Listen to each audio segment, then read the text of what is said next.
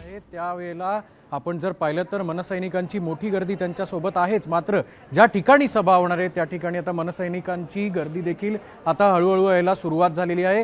1 ते सव्वा तासाचे हे जे अंतर आहे या दरम्यान राज ठाकरेंचं ठिकठिकाणी स्वागत होईल आणि या ठिकाणी जेव्हा सभेच्या ठिकाणी राज ठाकरे येतील त्यांच्या हस्ते या ठिकाणी असलेल्या शाखेचं उद्घाटन पहिलं होणार आहे। आणि या ठिकाणी आपण जर पाहिलं तर शाखेच्या आजूबाजूला सगळे जे फुगे आहेत ते देखील या ठिकाणी सजावट जी आहे ती देखील करण्यात आलेली आहे। या शाखेचं उद्घाटन केल्यानंतरच राज ठाकरे जे आहेत ते मुख्य सभास्थळी जातील आणि त्यानंतरच या संपूर्ण नागरिकांना जनसमुदायाला संबोधणार आहेत। मात्र याच भाषणामध्ये राज ठाकरे कुठल्या मुद्द्यांवर जे जेणेकरून गेल्या काही दिवसांपासून जो ज्वलंत विषय मराठी भाषेचा पेटतोय त्या विषयावर काय बोलतात हे देखील औत्सुक्याचं ठरणार आहे। आणि हा पाठीमागचा आपण जर परिसर बघितला तर आता मनसैनिक जे आहेत स्थानिक नागरिक जे आहेत ते मीरा रोडचे आता या ठिकाणी दाखल व्हायला सुरुवात झालेली आहे। कार्यकर्ते जे आहेत त्यांची लगबग आपण सकाळपासूनच या संपूर्ण परिसरात पाहतो आहोत। हा संपूर्ण परिसर जर आपण पाहिला तर अगदी मनसेचे ठिकठिकाणी बॅनर जे आहेत ते देखील लावण्यात आलेले आहेत।